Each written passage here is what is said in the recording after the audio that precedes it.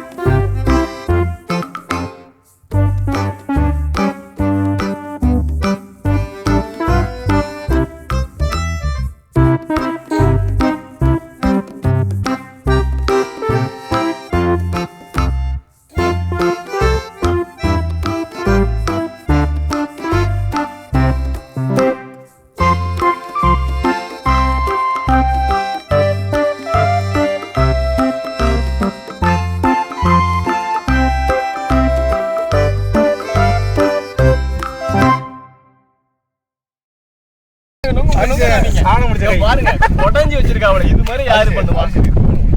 எங்க தலைவரால மட்டும்தான் முடியும். கை இப்பதான் சாணம் முடிச்சிடணும். அவருக்கு கொடுக்கப்பட்டிருக்கு. விட்டுங்க தலை. நம்ம வந்துட்டு காலையில் நொங்கு பறிக்க வந்திருந்தா நமக்கு டைமாக இருந்திருக்கேன். இப்போ நம்ம சாயந்தரம் வந்தனால இருட்டாக போகுது. அதனால நம்ம என்ன பண்ணணும்னா வாயா எல்லாம் தனித்தனியா இருக்கு. நொங்கு சீனை வெட்டி இப்படி குடிச்சிட வேண்டியதுதான்.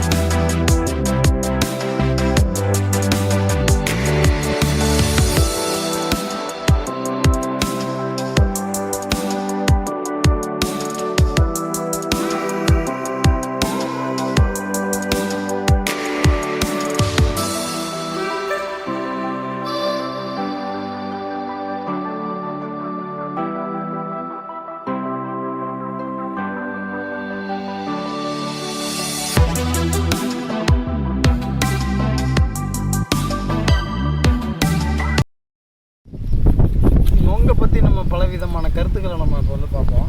நொங்கில் வந்து 4 வகை 5 வகை இருக்கணும். எப்படின்னா கண்ணு உள்ளது ஒன்று, நார்மலாகவே எல்லா மரத்துலையும் இருக்கும். அதே மாதிரி ஒரு கன்று இருக்குது, 2 கன்று இருக்குது, 4 கன்று இருக்குது. நம்ம 3 கன்று உள்ள நொங்கு பிடிச்சிட்ருக்கோம். டேஸ்ட்டு பார்த்தீங்கன்னா எல்லா நொங்கும் ஒரே டேஸ்ட்டில் தான் இருக்கும். நொங்குடைய பயணம் வந்துட்டு நம்ம துணைத் தலைவர்